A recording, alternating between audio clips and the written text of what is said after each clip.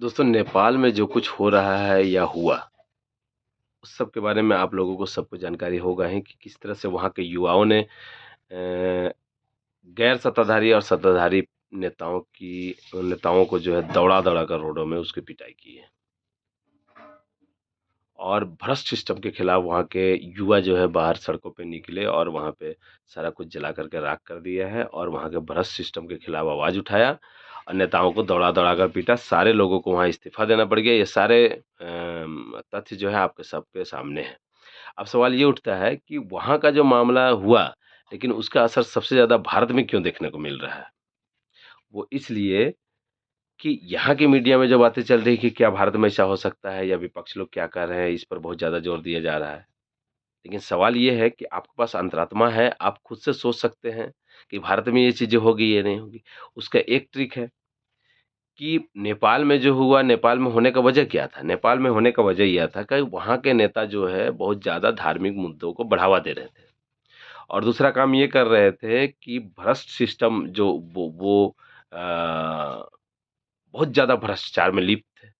तो युवा इन दोनों चीज़ों से परेशान थे और उसकी वजह से उनका भीड़ जो है निकलता है और सारे नेताओं को जो है इस तरह से रौंद करके और ख़त्म कर देता है और पूरा सिस्टम पूरा जो है एक जो संघीय ढाँचा था पूरी तरह से उसको नष्ट करने का काम करती है।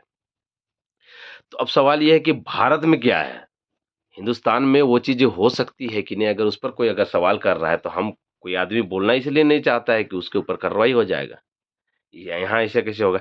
लेकिन इस चीज़ों को अगर अंतरात्मा से अगर सबके पास एक सोचने का शक्ति है, सब कोई सोच सकता है कि क्या ये दोनों चीज़ें भारत में हो रही है या नहीं हो रही है? कि यहाँ के नेता जो हैं वो भ्रष्ट हैं या नहीं हैं? यहाँ तो भ्रष्ट हैं, यहाँ तो बलात्कारी हैं, यहाँ तो चोर हैं, लुटेरे हैं, डकैत हैं, सारे के सारे बेईमान हैं। मतलब 80% नेताओं की बात अगर हम करें तो सारे के सारे बलात्कारी, हत्यारे, लुटेरे और सारे करप्टेड लोग जो है सत्ता में और गैर सत्ता में शामिल हैं नेता लोग। और दूसरी चीज़ ये है कि धार्मिक मुद्दों को बढ़ावा देना अभी भारत में 2014 के बाद से कहें या फिर उसके कुछ बाद से धार्मिक मुद्दों को बहुत ज़्यादा बढ़ावा दिया गया है। ये दोनों चीज़ें हैं। तो सिम्पटम नज़र आ रहा है कि यहाँ भी उस तरह की चीज़ें हो सकती हैं। हम नहीं चाहते कि ऐसा हो। लेकिन भाई आप लोगों ने अगर सिचुएशन वैसा पैदा किया, जो लोग इसके लिए ज़िम्मेदार है, चाहे मीडिया हो या फिर सरकार हो, तो कोई क्या कर सकता है? हमारा तो कोई बस का बात नहीं है। हम तो इसमें खुलेआम कुछ कह नहीं सकते, सरकार इस पर नहीं तो कार्रवाई करेगी या कोई भी कहेगा तो।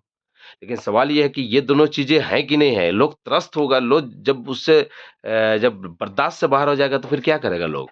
लोग तो सड़कों पे उतरेंगे ही उतरेंगे और यहाँ जिस तरह का नेपाल के अंदर जिस तरह का माहौल बनाया गया है, वहाँ भी हिंदू राष्ट्र घोषित करके और किस तरह से वहाँ धार्मिक मुद्दों को उछाला गया और वहाँ के भ्रष्ट नेता किस तरह से कर रहे थे, यहाँ भी तो वही बात है।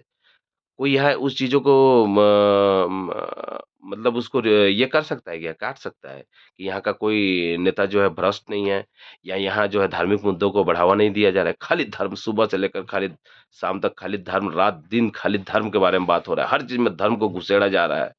कहीं पर कोई विकास का बात, कहीं पर कोई जो है शिक्षा का बात, बेरोज़गारी का बात नहीं हो रहा है। हर जगह धर्म, धर्म, धर्म हर जगह घुसाया जा रहा है और उसके अलावे नेताओं का भ्रष्ट सिस्टम और सारे के सारे भ्रष्टाचार में लिप्त नेता। तो ये दोनों चीज़ें हैं, तो रिज़ल्ट तो भाई अब ये तो वक़्त ही बताएगा कि होगा कि नहीं होगा। वो लोग उसके लिए जो लोग कर रहे हैं, वो लोग दोनों लोग ज़िम्मेदार होंगे। हम लोग आम जनता लोग क्या कर सकते हैं?